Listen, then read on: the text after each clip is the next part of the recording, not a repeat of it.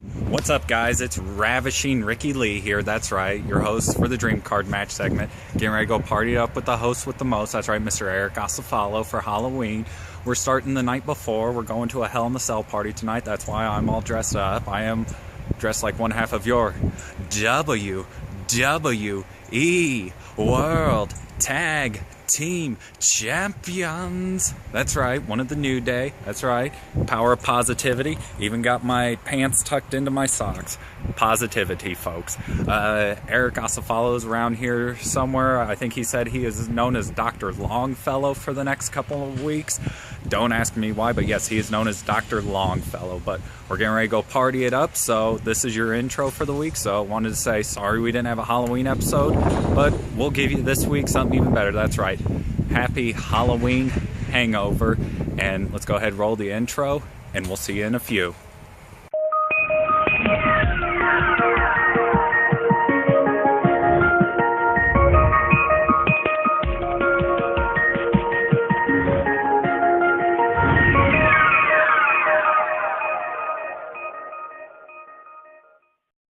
Wrestling fans, it's me, Eric Asafalo. Welcome to this week's episode of In My Damn Opinion. That's right, the greatest show on the internet, because I get a live microphone, tell you whatever the fuck I want to tell you when it comes to the world of professional wrestling.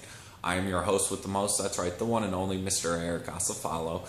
I apologize if I don't look the best today. Definitely suffering a little bit of a Halloween hangover today. It's me and my co-host, Mr. Ravishing Ricky Lee. As you saw at the beginning of the show, went out and partied for the past 2 days straight. Oh my goodness, I am still in my costume. I don't know where the hell my top to my costume is. All I know is I am tired, I am exhausted, I am never going partying with Ricky Lee again. Oh lordy lordy. It started off on Sunday evening. As you saw, we went to the Hell in the Cell party, which brings us to our first topic of discussion today, which is the Hell in the Cell pay-per-view event this past Sunday. Who watched it? That's right. Ricky Lee's over there raising his hand too. I don't know how the hell that boy does it, but Jesus. Anyways, we went to this party on Sunday, myself and Ricky Lee, and we decided, and they were having a Hell in the Cell, so we decided we were going to watch Hell in the Cell. And from top to bottom, it was okay, nothing that special. One thing that I want to talk about that did kind of alarm me, was it just me, or did anyone else think they were painting the New Day out to be just pretty much assholes, like building them up guys to be the heels of the night? If you think about it, if you watch the pre-show, which we caught the end of the pre-show when they were having the trend Ask the New Day, it just seems like the New Day were kind of being rude to Todd Grisham. And then during their match against Cesaro and Sheamus, the New Day, they were just painting them out to be the heels. People actually wanted Cesaro and Sheamus to win. They were cheering them. I thought at one point they were going to win. And then sure enough, New Day winds up winning by disqualification.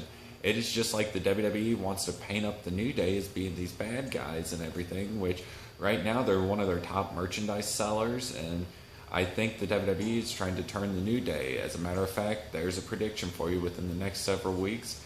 The New Day will become heels once again, because I think the WWE is trying to paint them up as being heels. So that was one of the big things coming out of Hell in the Cell this past Sunday. Let me see what else there was. There was the women's Hell in the Cell match. That was pretty cool between Charlotte and Sasha Banks. The whole time I'm thinking, happy birthday to me. But both those women did a hell of a job. Big ups to those two women going through the first women's Hell in the Cell. Every other match is kind of nothing too special. I thought the Roman Reigns-Rusev Hell in the Cell match to kick off the show lasted a little bit too long, but that's just my damn opinion on that.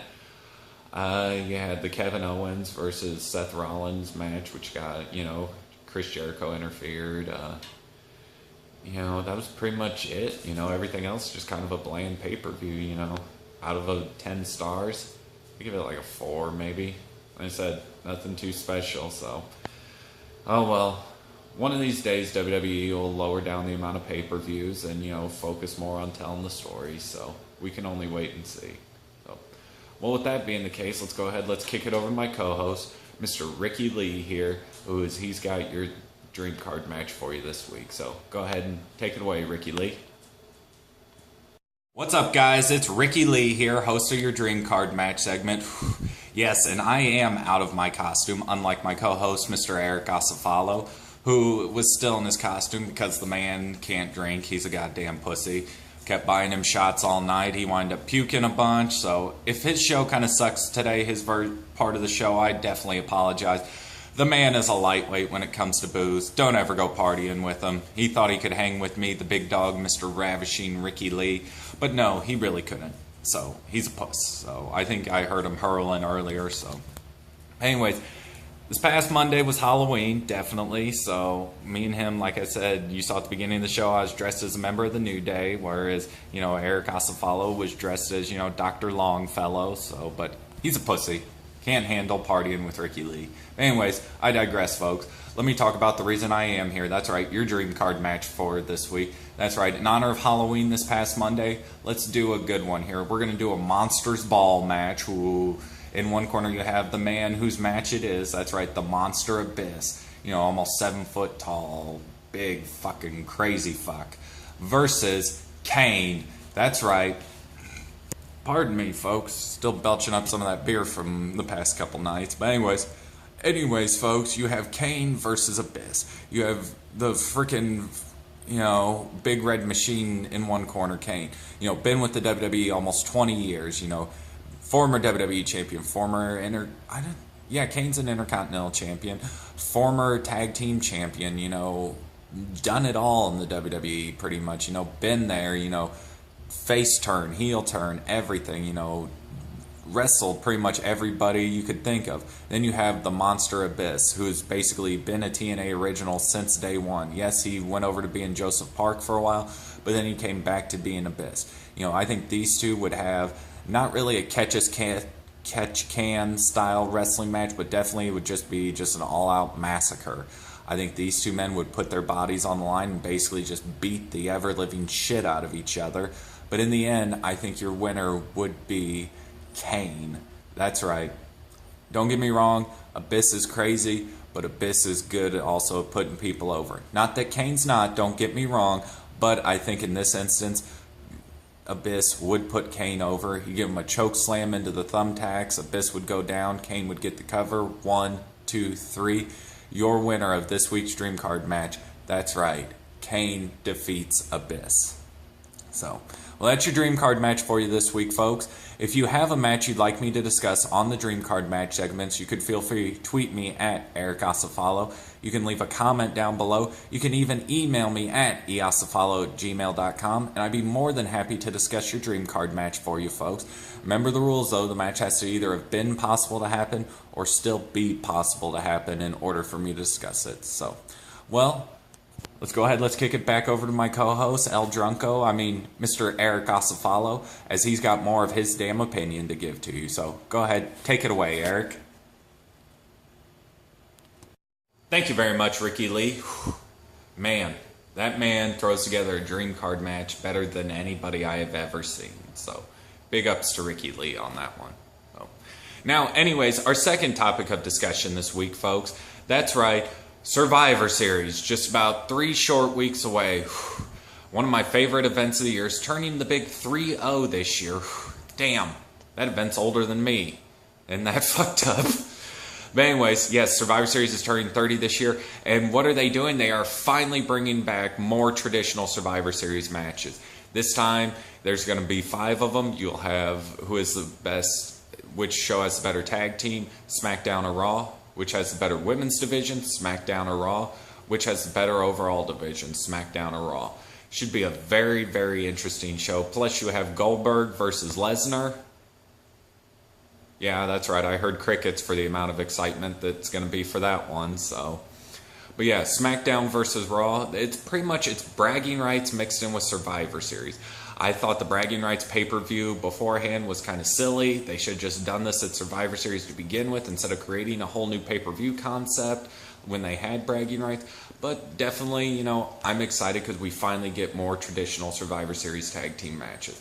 Back when I was a child, That's all Survivor Series used to be, was just nothing but traditional Survivor Series matches. Then they started getting away from it, having 1 or 2 regular matches, and then the rest being Survivor Series matches. And before you knew it, you barely were getting any Survivor Series elimination matches at all, which sucks, because the traditional Survivor Series elimination matches are the best part of Survivor Series. I love watching them. I love watching them as a kid. I remember back when I was a kid, they used to come up with cool names for the teams as well. Now you just have Team Raw versus Team SmackDown. That's it. I miss the old days when the card was nothing but traditional Survivor Series matches. Those were the good days of Survivor Series. Maybe one day we'll see that come back, but in all, we just have to settle for what we got, and that's at this year's Survivor Series, we're actually going to see some traditional Survivor Series matches. And that is, you'll have SmackDown versus Raw. Should I make a prediction right now? I have not seen the SmackDown team yet, but my prediction is that SmackDown will top over Raw, because in my damn opinion, SmackDown's got the better action. Raw tells more and more stories, while SmackDown tells more and more stories inside a wrestling match. So, my pick for Survivor Series 2016, the Battle of Raw versus SmackDown. SmackDown will defeat Raw. There's my bold prediction. Well, that's about all the time we have for this week. I hope you enjoyed the show. Don't forget to like this video, leave a comment, subscribe to my channel, go back and watch all my other episodes. If you enjoy professional wrestling as much as I do, feel free to check out some of our other shows right here on 7poundbag.com every week.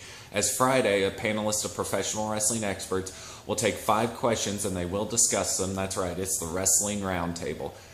Also, on Mondays now on 7poundbag.com, you have a brand new segment called Pounding 7, as my executive producer, Mr. Steve Hall, will take a topic and he will give you his top 7 of whatever that topic is. So, pretty interesting read. Steve's got some damn good opinions, so go ahead and check him out and everything.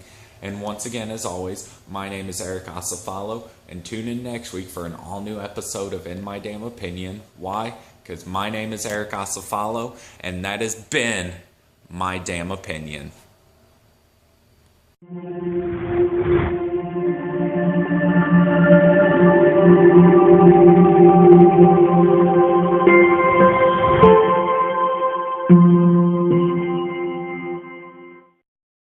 I'm Eric Acefalo, and I approve this message.